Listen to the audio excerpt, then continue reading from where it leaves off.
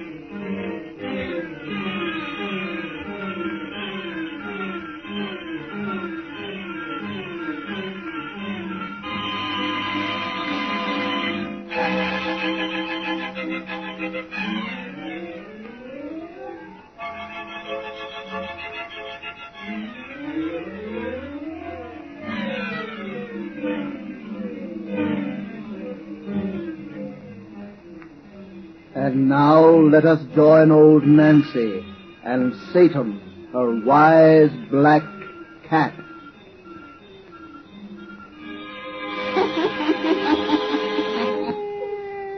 Hannah and 17-year-old I be today.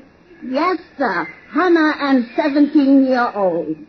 Well, Satan, if these folks will just douse out their lights, we'll spin another of our little bedtime stories to ruin their night's rest. That's right. Nice and dark and careful now. Draw up to the fire and gaze into the embers. Gaze into them deep, and soon you'll see an island in the center of a lake in Michigan. Not so long ago, the Red Indians owned that land out there and worship the spirits of his waters and his skies. And they're what we're going to hear about tonight. The spirits of the lake. The spirits of the lake.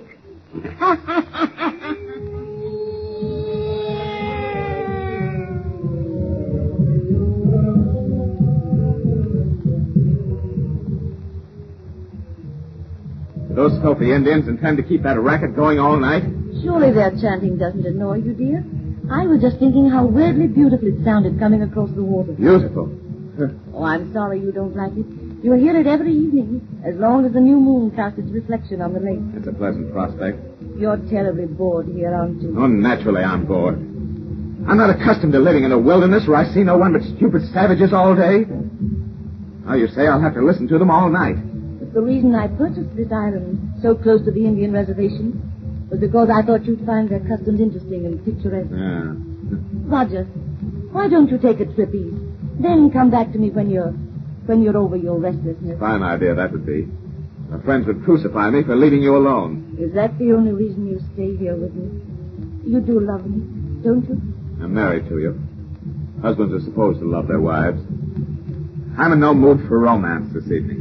I don't suppose an invalid can expect her husband to be in a mood for romance, ever.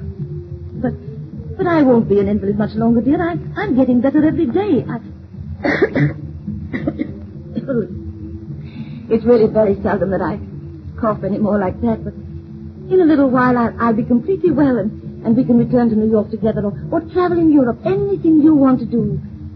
Oh, I mean to give you such a good time, to make up for the dreary months you've spent out here because of me. Thanks for reminding me that to have a good time, I'm dependent on your money. I didn't mean that. You know I didn't. Oh, all right. Let's not talk any more about you and me. No. We don't seem able to talk of you and me. God. I have to listen to that savage caterwauling much longer. I'll go stark raving mad. Perhaps if you know the reason for the chanting, it might interest you a little. Two horses told me all about it this afternoon. You know, he's the old Indian who comes to see our housekeeper. She's his cousin, I think. And, Roger, it's the funniest thing that they call me White Goose. Well, what about the chanting? Oh, yes. Well, it's a ceremony the tribes hold each year at this time to appease the spirits of the lake. The Nibanobegs, they call them. This is a holy lake to the Indians, you know. And they say that if anyone affronts it or harms its friends, the Nibanobegs take terrible vengeance. Two horses spoke so convincingly of its terrors, I made a peace offering. Peace offering? What do you mean? I cast a bouquet of flowers on his water and said a prayer 2 horses taught me. No wonder he calls you White Goose.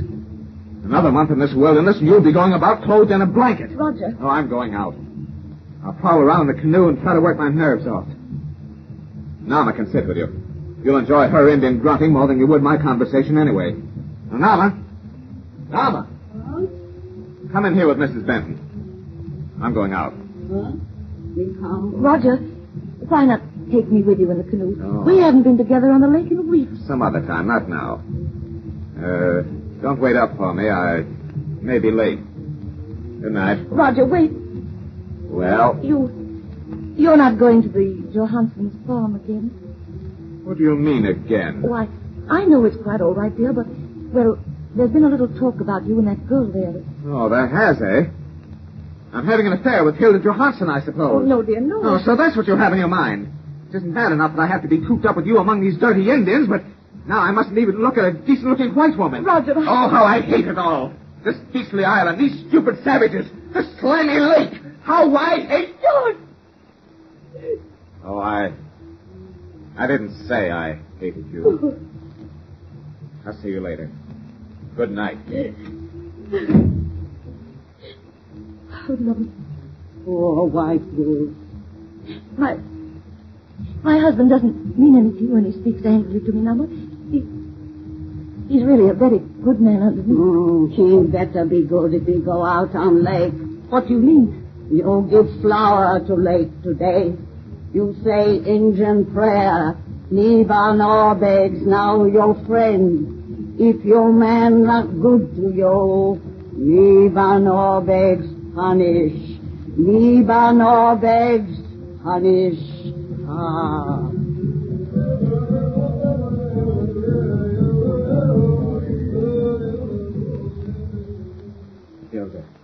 Hilda, I'm mad, insane about you.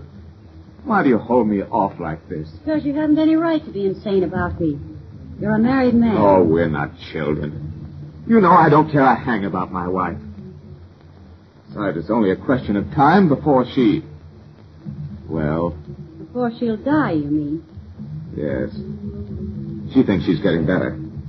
The doctors don't tell her what they tell me. The moment I'm free, I'll marry you, Hilda. I swear I will. I can't wait for you till then. I've got to have you, Hilda. Let me go. You'll only have me as your wife. I told you that before. Well, if you really mean it, why don't you stop making a fool of me? Why don't you stop meeting me here by this lake each night?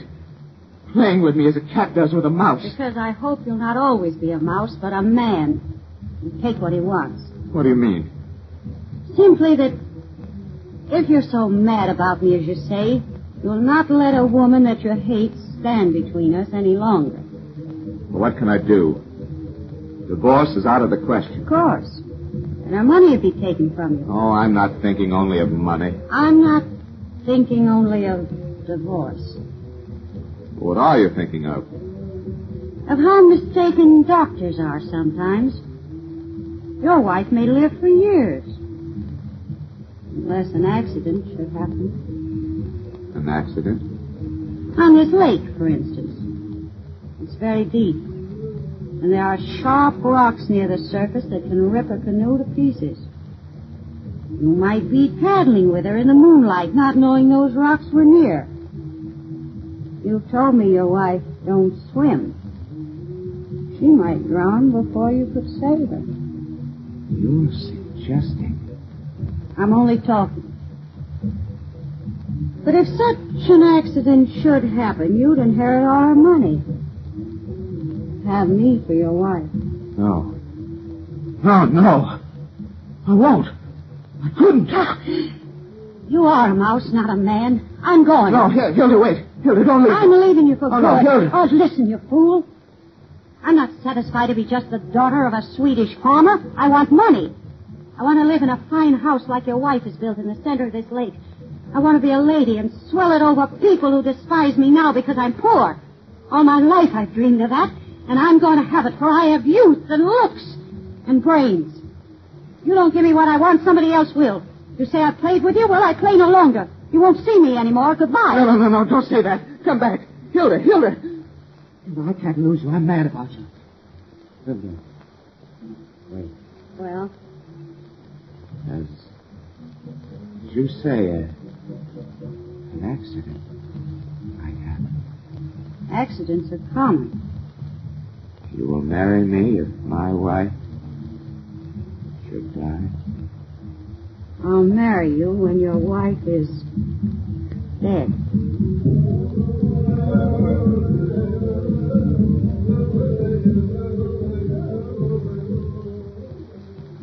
Oh, Roger, it's wonderful to be on the lake with you again. It's been so long since we've been in the canoe together. I feel as though we were on a second honeymoon. Aren't you enjoying it too, dear? Yes. Yes. Oh, the world has never seemed so lovely as it does tonight. Isn't that distant chanting restful? You haven't complained about it this evening, so it must make you feel as I do. It sounds the prayer it really is. A prayer for the dying. Yes. Is that what they're singing? The death song? Yes. This is Indian summer. The moon of falling leaves. Of dying things. Moon of falling leaves. Of dying things. Dear, why you're frightfully nervous tonight. Your hands are shaking as they work the paddle. No, I'm all right. You're not. You're so unhappy here. But soon we'll go back east. We'll only come to the island for a day each year, so that I can renew my offering to the spirits of the lake. I've taken the need for Maybank very seriously, you see.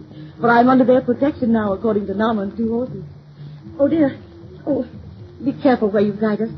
We're close to the sharp rocks the Indians call the Spirit's Challenge.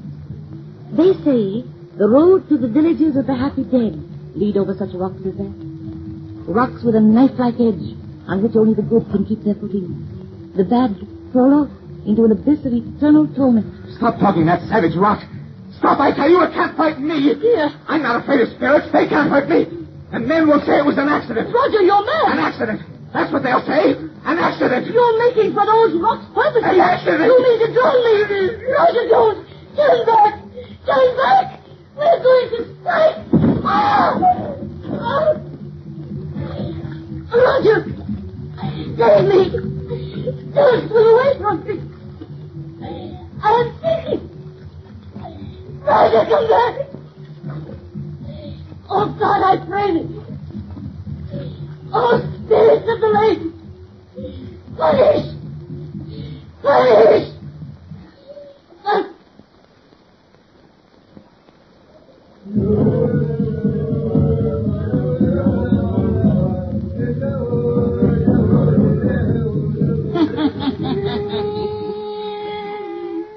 Spirits of the lake is gonna punish that fellow, all right.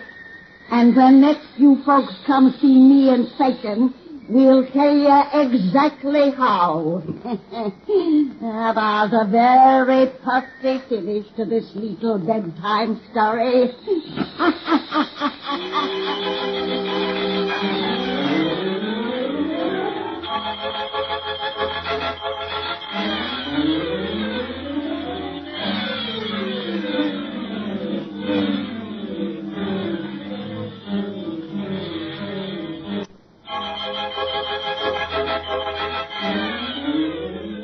We bring you The Witch's Tale, written and produced by Alonzo Dean Cole.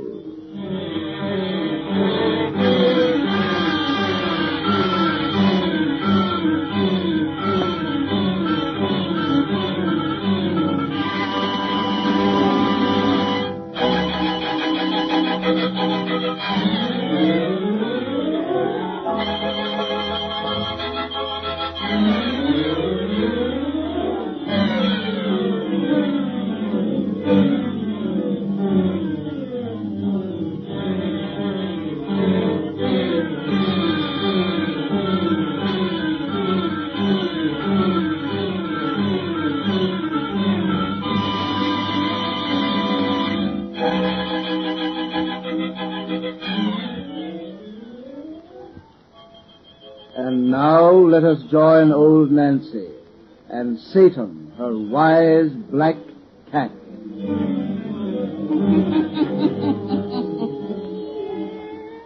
Hannah and 5-year-old I be today.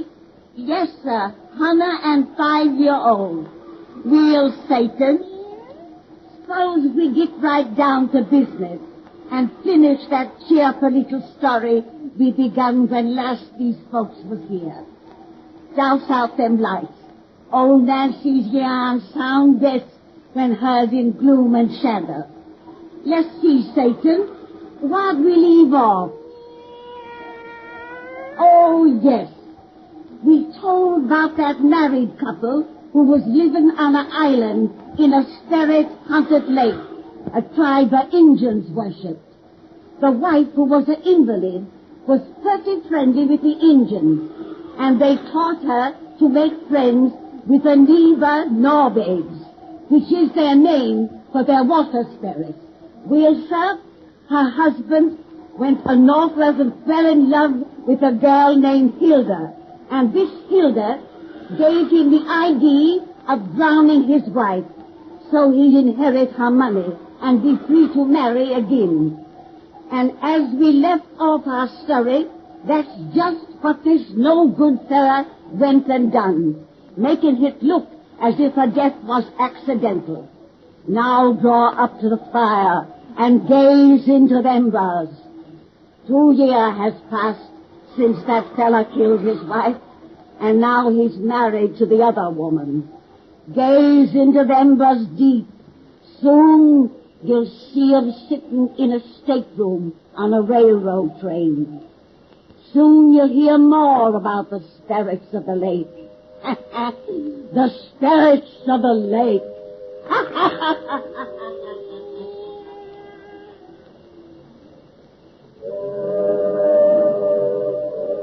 It's the next station.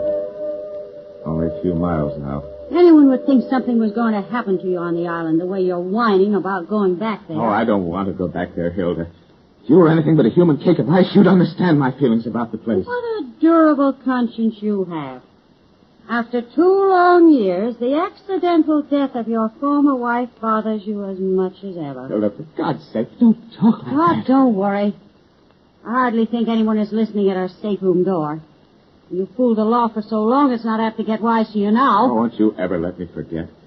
It was all your fault anyway. You planned it. You drove me I to had it. nothing to do with it. I wasn't even there. In fact, I know nothing about it.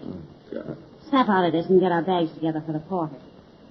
If my folks are at the station to meet us, I don't want them to see you looking like a frightened cur. Hilda, couldn't we stay with your family while we're here instead of on the island? Live in a dinky farmhouse when I can swell it over the neighbors in that big house on the island?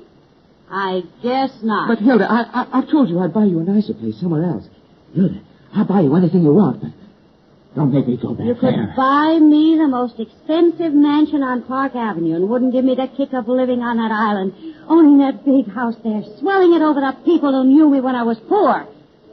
You kept it from me for 2 years, but now at last I'm going to have it. You don't understand. Oh, yes, I do. It isn't just conscience that troubles you. You're afraid of the place. Afraid of an Indian superstition. No, You are. Your other wife made you believe there were spirits in that lake. Some sort of Indian goblins who'd make you pay for what you did to her. You said she called upon them as she sank beneath the water. Yes. With her last breath, she called on them to... I'll go with you, Hilda. Just let's not talk any more about it. All right. We're coming in. If my family are waiting here, they can drive us to Two Horses' place, and he can row us to the island. Get those bags together. Coming back in Indian summer. Smooth, falling leaves. Well, what about it? Time. 2 years. Oh, quiet. Who's there? Hold him, ma'am. We've come to your station. We're ready. Open the door and help him get the bags. Yes. Moon of falling leaves. The time of death.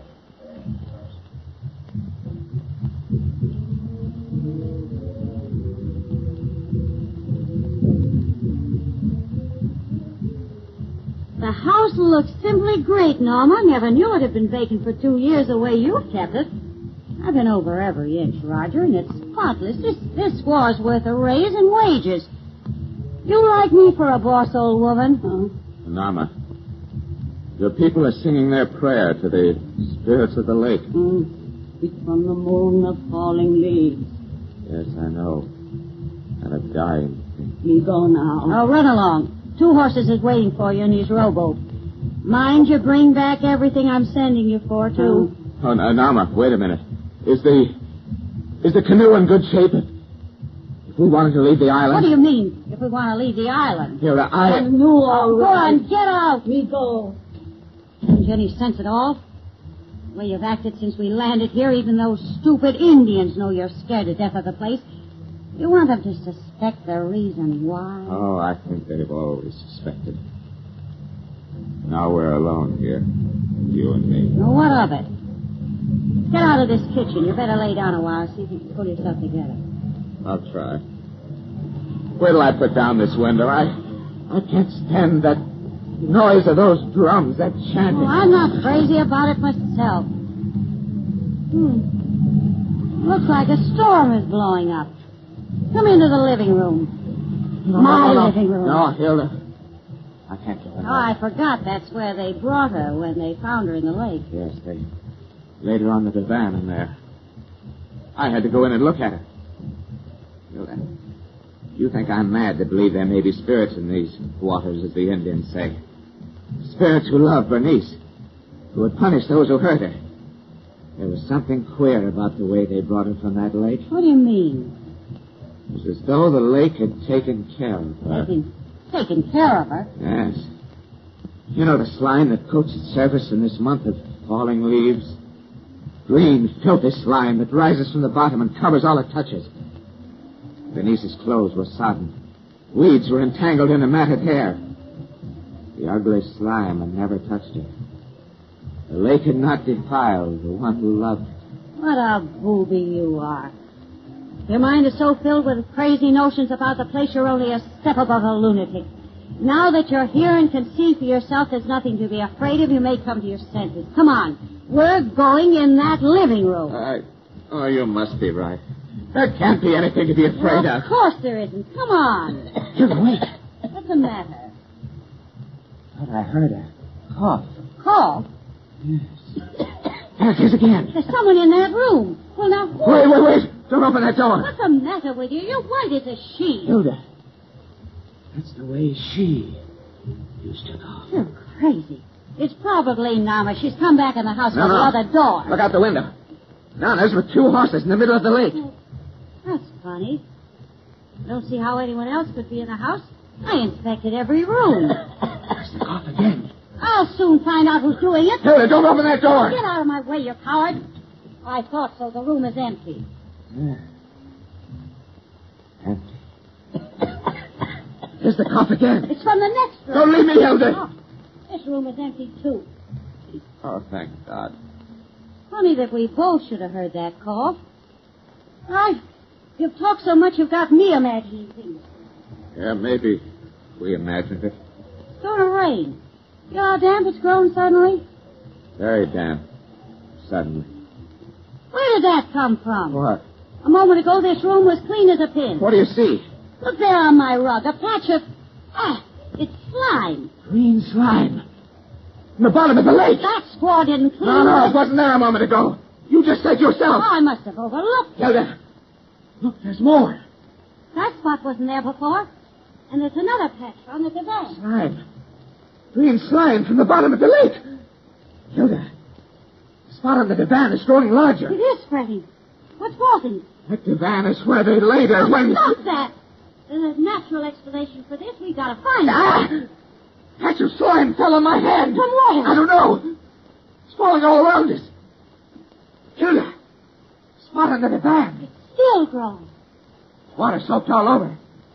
It's on the day she lay there. Well, she's dead and buried. It's from something else. That cough again. She's here, though. We can't see her. Oh, no, I won't believe that. Water's oozing from the walls. And slime. Slime, green slime. It's coming from the plumbing, rain, from something natural. No, it's from the lake. The lake is going to punish us. I knew it would if we came back. I had nothing to do with it. It was you who killed her. It was you who made me. Ah! On the couch. A woman's body. Hers. Yes, I saw it when they brought her in. Let me out of here. Let me out. Yes. Run. Run. To the Run. canoe. Get me off this island. This way. Oh, God, but if we leave the land, the lake will get us. It has nothing against me. I didn't do anything. More slime fell on me. It's dripping from the trees. Yes. It's falling all against us. It's falling on both of us. On you as well as me. Slime, ugly slime from the bottom of the lake. The canoe is lost. Shove off. No, not on that lake. That's what it wants. To get me on the water. Please don't stand here. I won't go on that lake. Ah! Look behind us. Bernice! The woman that we killed! Shove off. Get away. She's coming toward us. Yes! Her cold, wet arms are reaching out for me. Paddle. Yes. She's reached the water's edge. With her hair all matted, dripping from the lake. The slime that covers us has not defiled her. Get me away. Use all your strength. Paddle. Ah! Paddle! Snapped in two! Was eaten through by worms. Worms from the lake. No, we're drifting. No, we're going too fast. Something is pulling us through the water. Something we can't see. We're going toward the rock. Yes! The spirit talent! The road to death leads over rocks like that, she told me. Only the good can keep their footing on them. The bad fall off into eternal torment. I'm not going to be dashed against them. I'm going to save myself. I'm going to You swim. can't save yourself. She prayed the lake to punish us. It will never let us go. Ah! No! Something's dragging me down. Spirits of the lake! The Nibanobe! No! The rocks! The road to death! Eternal torment! Ah! Cold hands. Pulling me down to the slime at the bottom. Bernice, you prayed the lake to punish. Slime. The slime that spared her will cover me forevermore.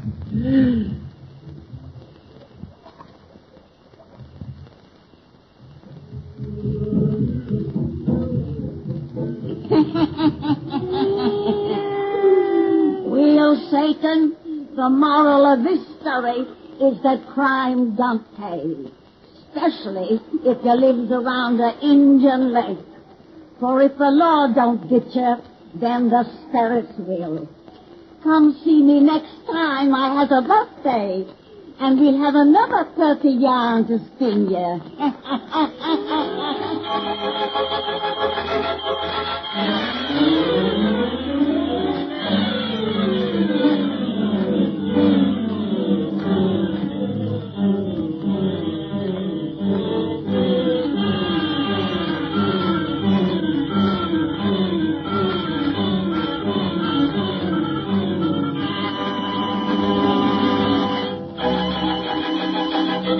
Thank you.